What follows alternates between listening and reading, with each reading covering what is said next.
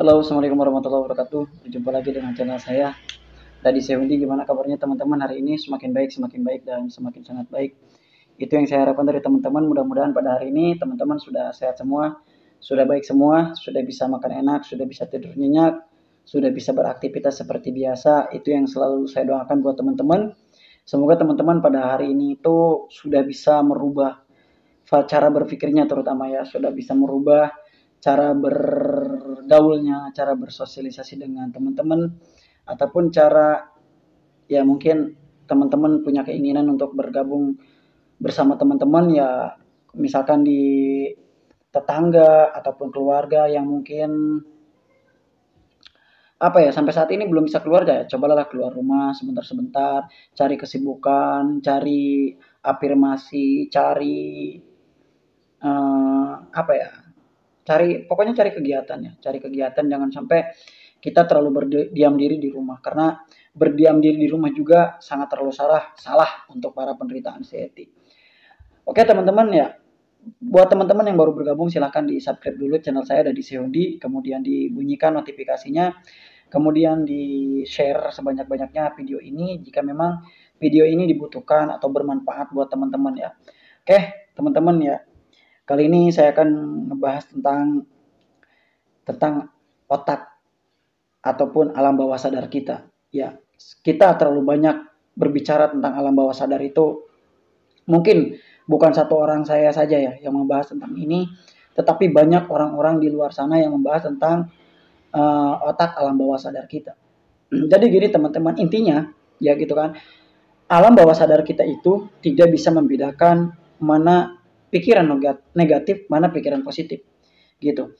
Karena apa ya? Karena alam bawah sadar itu hanya merangkum semua yang difikirkan oleh kita.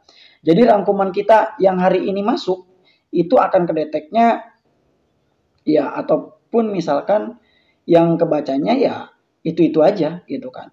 Karena gini teman-teman ya, yang namanya alam bawah sadar itu sebetulnya ada di antara otak kita gitu kan ya. Kalau melihat dari apa?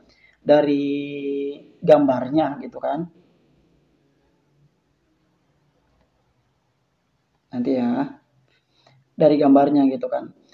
Soalnya apa? Saya pun gini teman-teman, dulu ketika masih anxiety ya, saya itu bingungnya apa? Dengan membedakan diri sendiri gitu kan. Kenapa sih saya begini, kenapa saya begitu? Terlalu banyak apa ya? Terlalu banyak sensasi yang masuk ke dalam diri saya. Akhirnya otak saya itu bingung sebetulnya mana yang disebut pikiran negatif, mana yang disebut pikiran positif gitu. Ya, kalau seandainya sudah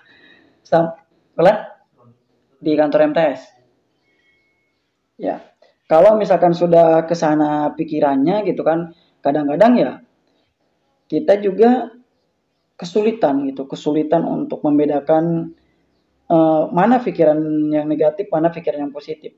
Jadi alam bawah sadar itu merangkum saja semuanya yang kita pikirkan gitu. Kalau misalkan sudah seperti itu teman-teman ya, kalau misalkan kita sudah sadar membedakan mana pikiran negatif, mana pikiran positif itu, biasanya kita akan mudah untuk keluar, gitu kan? Akan mudah untuk keluar dari uh, segitiga ini, gitu kan? Lingkaran ini, gitu kan? Karena apa? Orang anxiety itu memang betul-betul diuji, gitu kan? Diuji dari segala bentuk apapun, gitu kan? Mulai dari ketenangan hati, pikiran, kemudian makan, cara hidup kita, cara beribadah juga itu betul-betul diuji gitu kan. Tidak satu hari, tidak 2 hari, ada yang bertahun-tahun, ada yang berbulan-bulan gitu kan. Nah, mungkin teman-teman bisa mencari sendiri tentang bagaimana sih kita mempelajari alam bawah sadar kita yang baik dan betul gitu kan, atau yang baik dan benar gitu kan. Karena saya sendiri sih sebetulnya kurang begitu paham gitu kan dengan hal seperti ini. Beda dengan yang mungkin yang lain yang ahli di dalam bidangnya ya.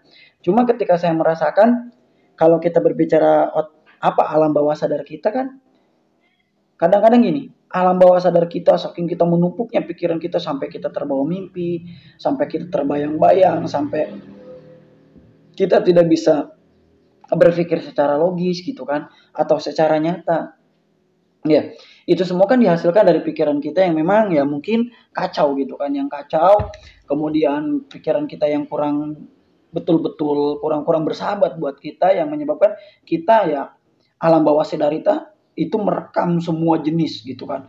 Merekam semua jenis. Kalau misalkan hari ini kita merekamnya tentang sensasi, tentang ketakutan, maka yang timbul di alam bawah sadar kita juga biasanya begitu, gitu kan. Apapun yang dipikirkan oleh kita, nah itu masuk ke alam bawah sadarnya ya itu, gitu kan. Jadi saya harap kepada teman-teman itu, oke lah gitu kan, energi positif kita masukkan hari ini gitu kan. Supaya apa? Alam bawah sadar kita juga berpikirnya tentang energi positif kita, menambah imun tubuh kita supaya kita cepat keluar dari segala sensasi ataupun ya segala sesuatu yang dirasakan kita pada saat ini gitu kan. Belajar untuk apa ya? Belajar untuk memahami diri sendiri itu penting. Karena ya penyakit ini sebetulnya dari kita sendiri gitu kan, dari kita sendiri bagaimana kita mengolah mengolah pikiran kita itu yang utama gitu kan.